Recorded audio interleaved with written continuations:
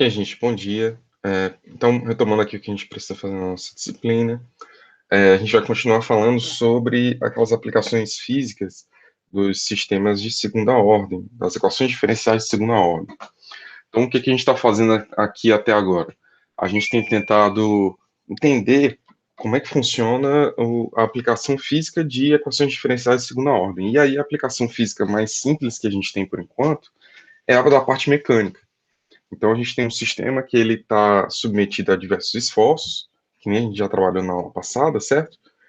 E a aula passada a gente fez a primeira simplificação, que era para um sistema que é simplesmente oscilante. Então, ele não tem resistência do ar, ele está oscilando livremente num sistema massa-mola com o peso da mola podendo atuar, ok? Vocês têm alguma dúvida, alguma pergunta até agora?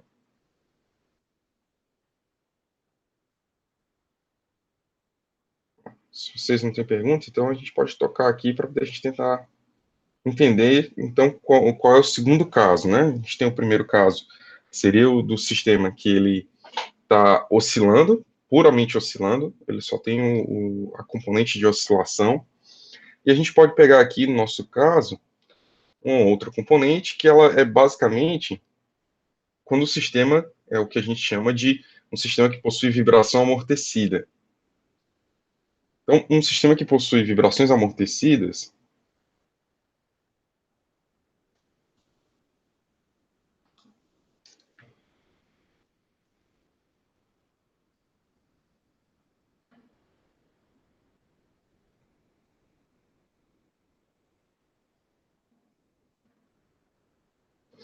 um sistema que possui essas vibrações amortecidas, a gente vai manter, então, o nome já está mesmo dizendo, né? A gente vai ter que manter a componente de amortecimento. Então, só para vocês se lembrarem aqui de quem é a componente de amortecimento, vou colocar aqui a nossa equação diferencial. Essa daqui é a componente que está vindo da massa vezes a aceleração do corpo, da força resultante desse componente. Esse daqui é a componente da mola. E aqui a gente tem a nossa componente de amortecimento.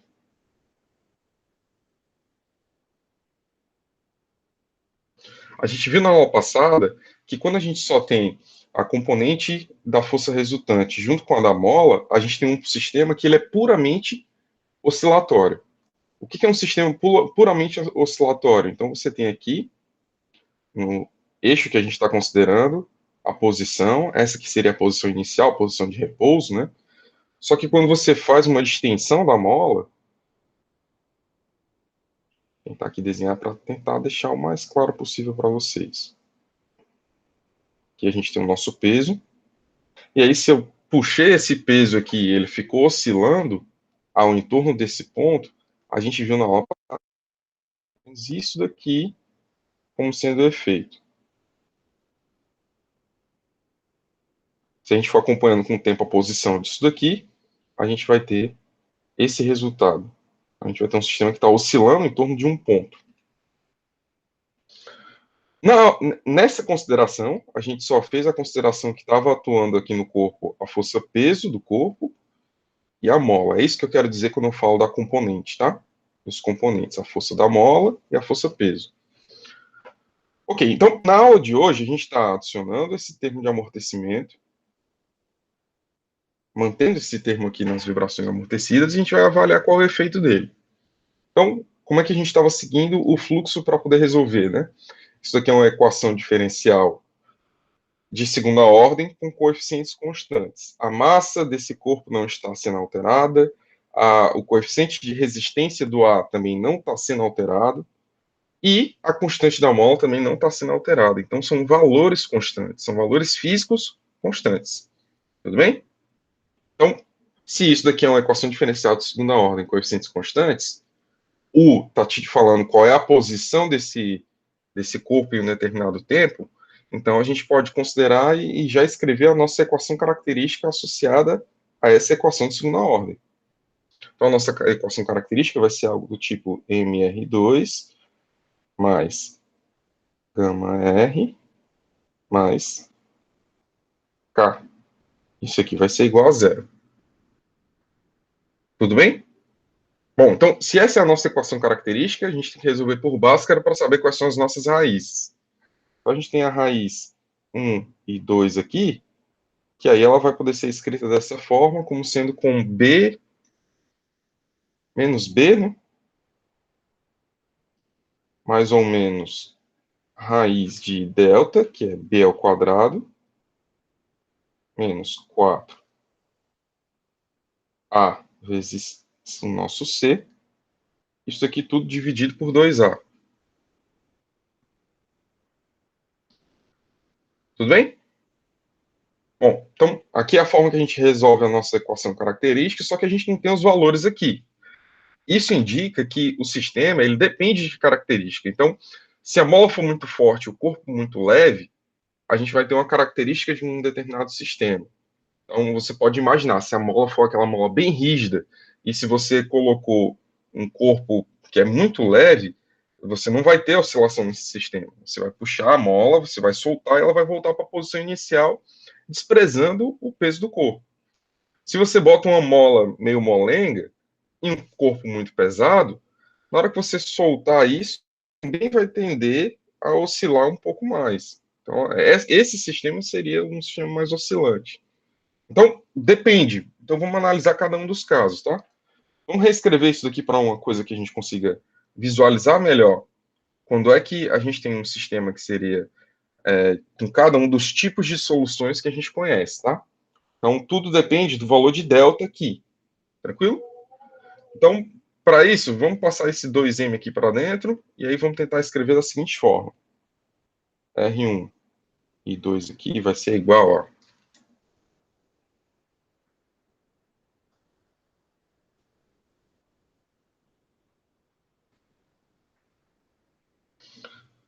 R1 e 2 vai ser igual a gama sobre 2m.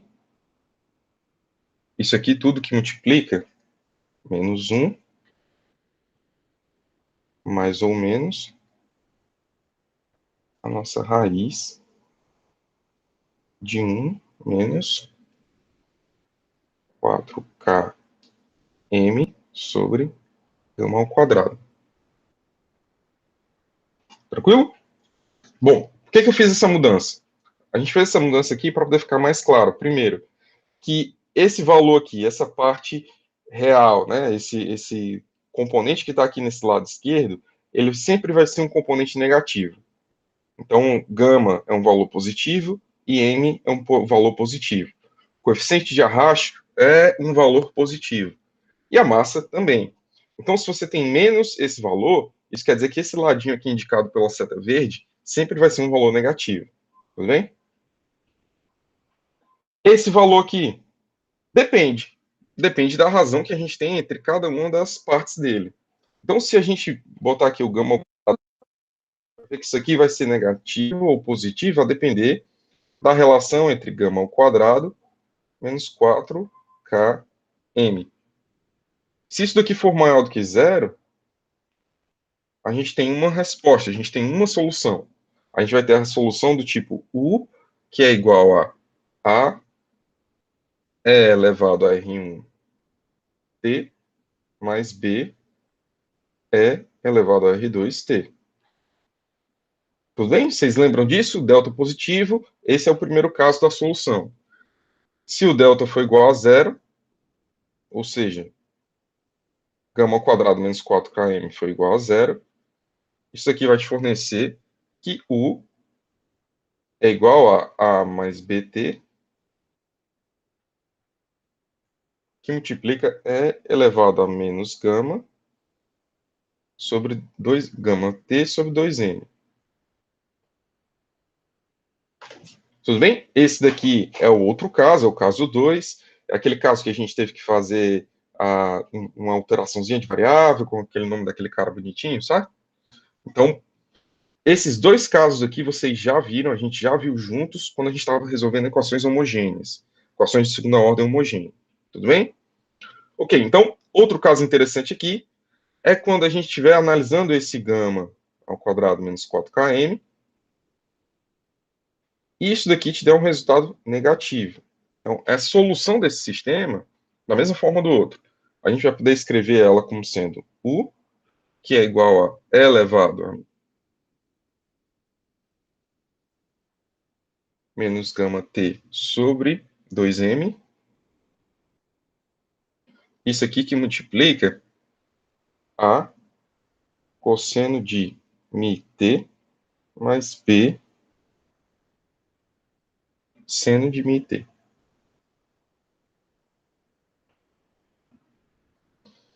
Onde esse μ ele é igual a 4km menos gama ao quadrado, isso aqui é elevado a 1 meio, dividido por 2m. Isso daqui é maior do que zero. Ok. Aí vocês podem perguntar, sim, professor, de onde é que saiu esse mi? Esse mi saiu de quando a gente resolve aqui a parte real do número complexo, né? Se isso daqui é negativo, isso quer dizer que as nossas raízes elas vão ter uma parte real e uma parte complexa. Então, a gente teria, então, R12, que vai ser igual a menos gama sobre 2m, e a gente teria aqui mais ou menos a raiz de, se isso daqui é, então, uma parte que ela, você passa aqui esse gama ao quadrado aqui para cima, você vai ter, então, o gama ao quadrado menos 4km, isso daqui elevado ao quadrado, desculpa, elevado ao quadrado não, isso elevado a 1 meio. Isso aqui tudo dividido por 2m. Se a gente passar isso daqui para cá, para o outro lado, botar o gama para dentro, a gente obtém isso daqui desse lado. Bom, se isso daqui é alguma coisa que é negativa, ou seja, se dentro dessa raiz você tem um termo negativo, isso quer dizer que você vai poder reescrever isso daqui como sendo 2m mais ou menos 4km menos gama ao quadrado elevado a 1 meio, que multiplica i, dividido por 2m. Então, o nosso é, mi, ele veio daqui desse lado, da gente fazer aparecer o nosso número complexo, porque a gente sabe que ele é negativo, que a gente tem o delta negativo. Então, esse daqui seria o termo. Além disso, a gente sabe que esse mi ele vai ser maior do que zero. Os sinais aqui importam, porque a análise física que a gente vai fazer a partir de agora, ela é importante para poder a gente entender essas relações que a gente tem. Então, qual é a consequência disso? Né? O que a gente pode entender como consequência desse sistema se ele tem esses sinais específicos? Vamos analisar esse caso aqui, que é o caso de interesse da aula de hoje. Por quê?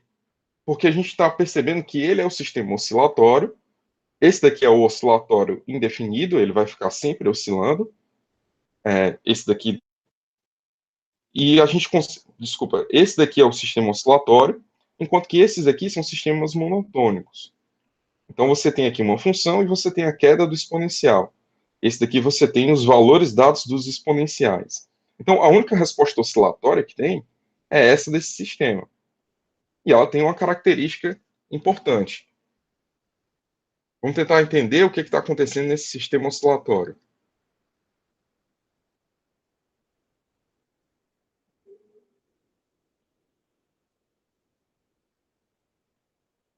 Então a gente tem o gráfico aqui por tempo, a gente tem o nosso sistema aqui massa-mola, a gente causou perturbação no sistema a partir do ponto de repouso e ele vai oscilar.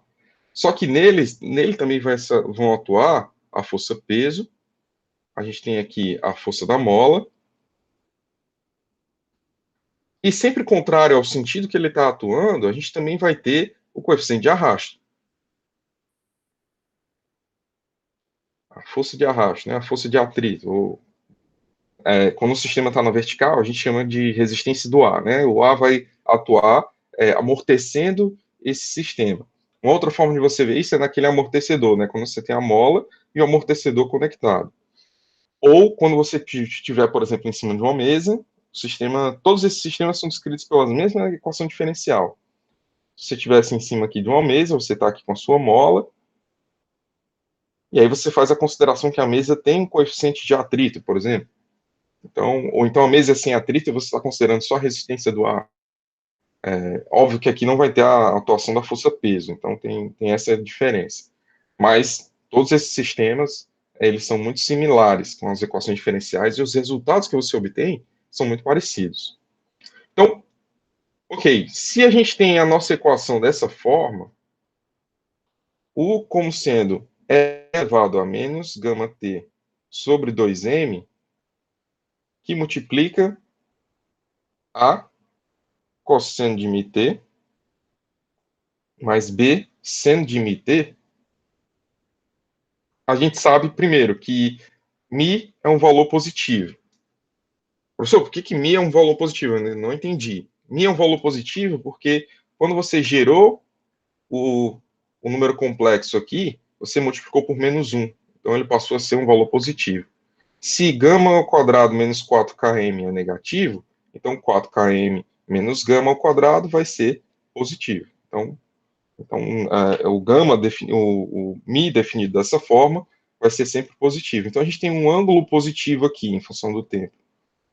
E o outro detalhe é que você tem esse menos gama sobre 2m como sendo um valor negativo. Então, qual é a consequência disso para a nossa resposta? A consequência disso é de que a gente pode perceber que a gente pode reescrever esse A cosseno de μt mais B cosseno de μt, que nem a gente fez na aula passada, com aquela propriedade trigonométrica, que vai fazer com que a gente possa escrever o sistema da seguinte forma: só com um cosseno com atraso. Então, a soma de seno e cosseno pode ser reescrita como sendo um cosseno com um determinado atraso. Ok? Então, lembra desse negócio do atraso da aula passada? Então, a gente sabe que o nosso cosseno aqui, que está representando a solução, ele vai começar aqui nesse ponto, e ele vai começar com um determinado atraso. Esse atraso aqui, a gente pode escrever como sendo R cosseno de sigma.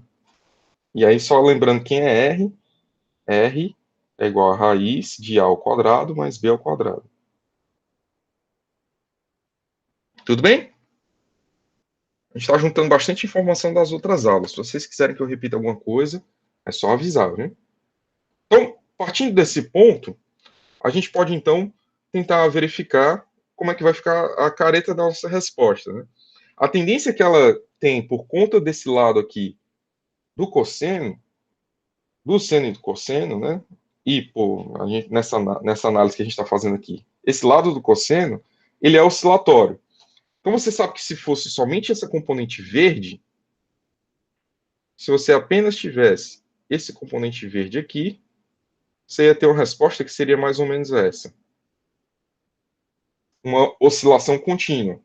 A mesma amplitude, a amplitude constante a cada vez, a cada oscilação. Só que quando a gente analisa aqui a gente percebe que essa exponencial de um número negativo, ela tem a tendência de ser um valor que seja decrescente. À medida que você aumenta o tempo, essa exponencial ela vai caindo também. Então, como consequência, a tendência desse valor aqui seria você ter uma queda dele em função do tempo. Então, o que acontece quando a gente junta os dois? A gente tem o que a gente chama de oscilação amortecida. Então, a gente vai passar a ver esse conjunto aqui como sendo os seguintes valores. A gente tem uma oscilação que ela vai caindo. Peraí, que a mão escorregou aqui.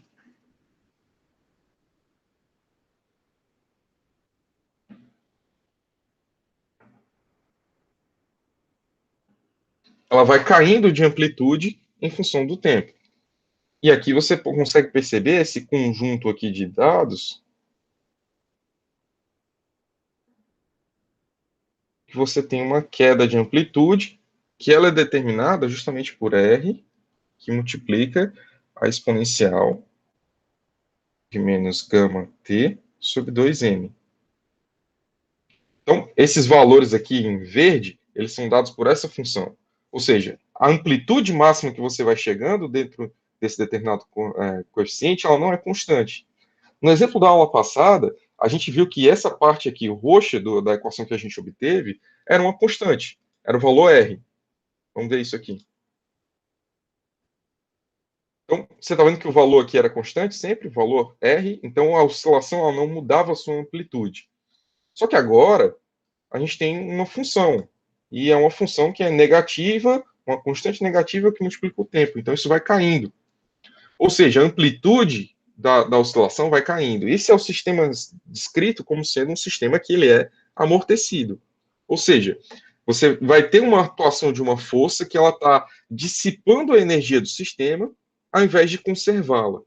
Então, enquanto no sistema anterior você tinha uma conservação da energia, o corpo passava pela posição de equilíbrio na velocidade máxima, alcançava a distância máxima desse ponto de equilíbrio, e aí depois ele retornava. Enquanto você tinha a equação da energia cinética potencial ali se conservando, você passa a perceber então que nesse sistema essa energia ela não vai se conservando, o sistema vai se desgastando. E aí esse desgaste dessa energia vai fazendo com que as amplitudes sejam cada vez menores. Quem é o responsável pelo desgaste dessa energia, né? Desgaste entre aspas. Mas quem é que está funcionando, dissipando essa energia desse sistema? Aqui no nosso caso, é justamente o componente do amortecimento. Então, esse componente do amortecimento, ele está atuando para poder reduzir essa energia total do sistema. Tudo bem? Isso faz com que um dia, se você colocar T tendendo a infinito, você vai perceber que o sistema ele vai chegar num ponto em que ele não vai mais oscilar, ele vai ficar parado. Então, se T for suficientemente grande, você faz com que ele acabe parando, ok? Certo, então aqui a gente pode tentar pensar em frequência e oscilação. Só que a frequência de oscilação para esse sistema é um pouquinho diferente, porque a frequência e a oscilação definida para o sistema anterior, o sistema em que você tem oscilações contínuas, você tinha a definição belezinha do que era a oscilação do sistema que a gente tinha como sendo um sistema oscilatório constante. Nesse daqui, a gente tem que definir o que é a quase frequência.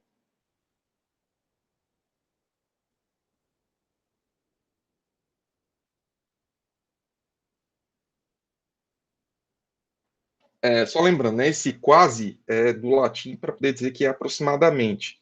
Então, esse negócio que é aproximadamente uma frequência.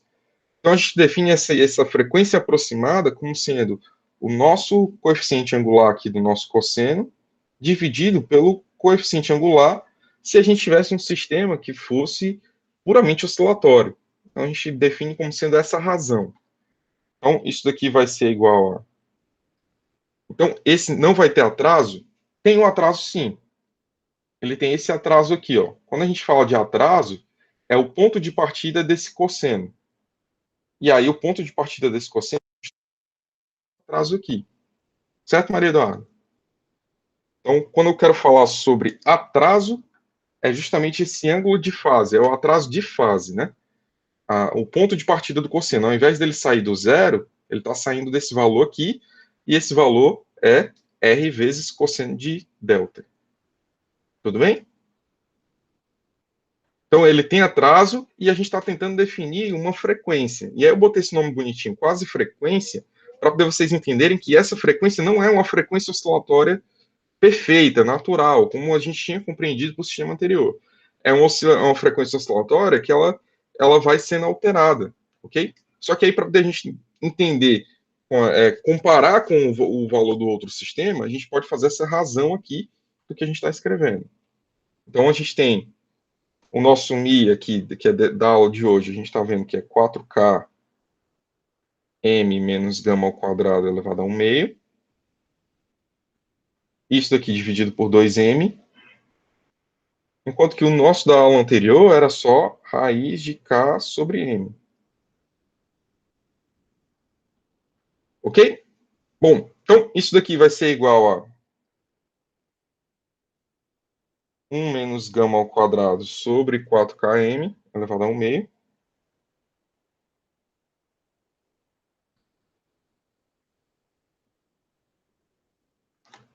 E isso daqui, o povo tá aproximando, né? A gente vê aqui que tem uma aproximação como sendo 1 menos gama ao quadrado sobre 8km. Isso daqui, dependendo, então, do valor, se o valor, por exemplo, do gama ao quadrado sobre 4km for bem pequeno e você tiver poucas oscilações e etc., aí você pode fazer essa consideração aqui. De fato, a nossa quase frequência, ela é calculada dessa forma. Tudo bem? Ok, então ela está te dando como se fosse qual é a fração, né? Qual é, em relação ao amortecimento natural, qual é a razão que você tem das oscilações entre o sistema que está oscilando puramente oscilatório e o sistema que está oscilatório de maneira que ele está tendo amortecimento ainda também. Se você tem uma quase frequência, você também pode escrever um quase período.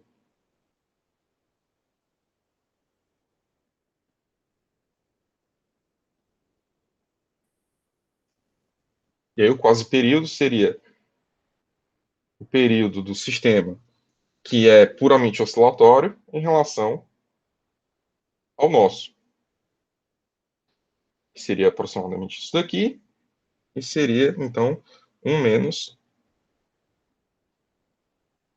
gama ao quadrado sobre 4km. Isso daqui elevado a menos 1 meio. Frequência e período, uma ao inverso da outra, e é por isso que a gente tem o sistema dessas formas, ok? Bom, então, a gente tem aqui, para alguns valores disso daqui, o que a gente tem como chamar de um sistema que seria um sistema criticamente amortecido, ou de um sistema que é superamortecido.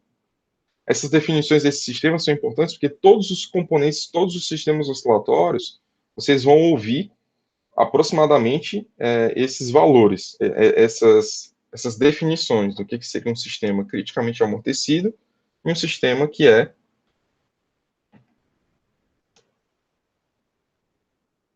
superamortecido. Então,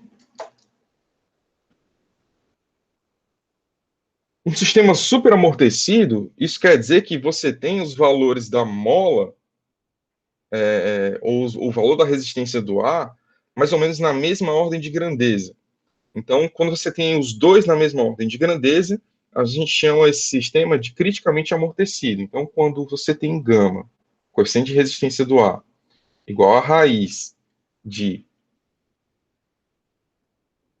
Km, você tem então um sistema aqui que ele está descrevendo um sistema que é criticamente amortecido.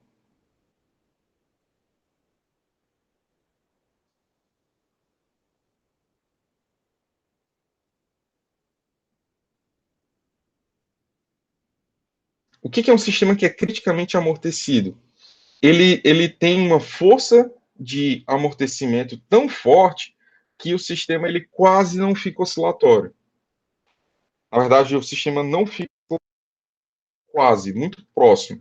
Então, se a gente analisa a resposta de um sistema como esse, quando você está verificando a solução, então você fez o deslocamento da mola, só que, por exemplo, um exemplo de um caso desse daqui que você pode ver um sistema criticamente amortecido, seria você colocar o corpo da força peso junto com uma mola, só que aí você amarra o peso também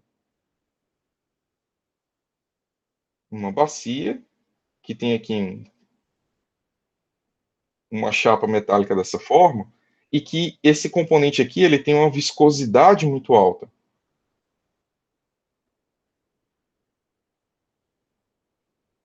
Então, se você tiver com esse sistema e você tem um óleo hidráulico aqui que ele tem uma viscosidade muito elevada, na hora que você faz o deslocamento desse sistema, ele não chega a oscilar.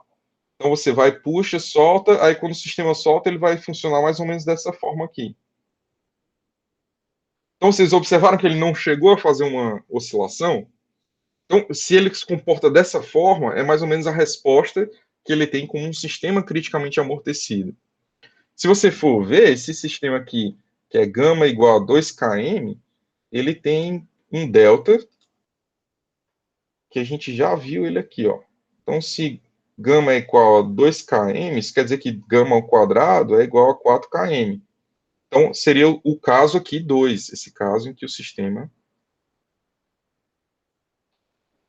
tem delta igual a zero. Então, esse sistema delta igual a zero, normalmente você descreve um sistema que ele é criticamente amortecido. Tudo bem? Então, um outro exemplo disso é um sistema que seria superamortecido. E aí, o sistema que é superamortecido, ele tem como característica também que você tem um sistema que ele está com...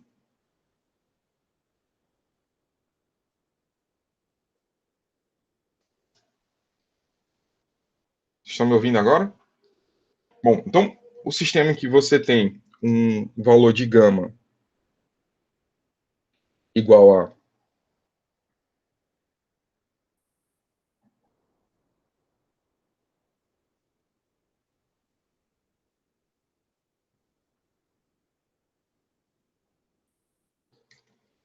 Nesse caso aqui, ó.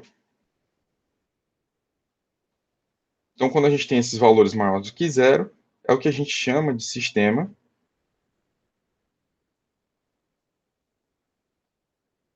superamortecido.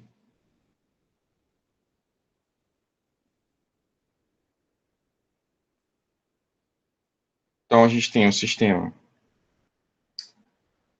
amortecido, que seria esse,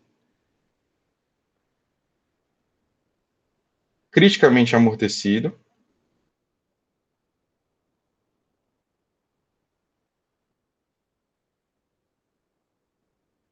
e esse daqui é o superamortecido.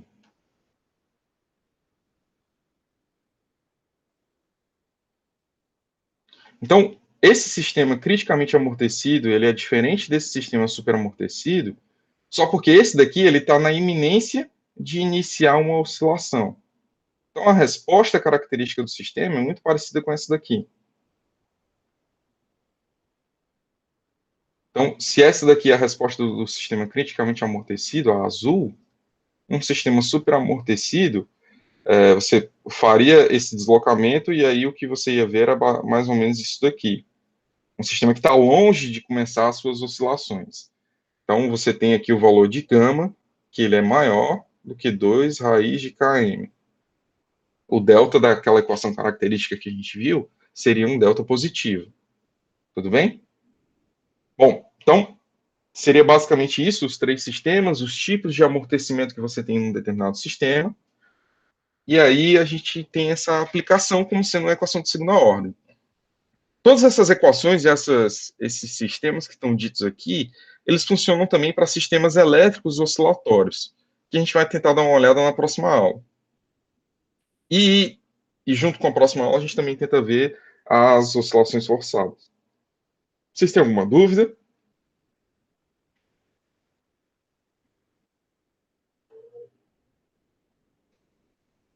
Sem dúvida? Então, gente, boa semana para vocês falando. Eu vou mandar aqui as aulas para vocês. Eu acho que eu estou atrasado com algumas aulas, né? Mas a gente vai mandando para vocês e aí vai dar certo, tá? Boa semana para vocês e a gente vai se falando. Tchau, tchau. Tchau, professor. Valeu.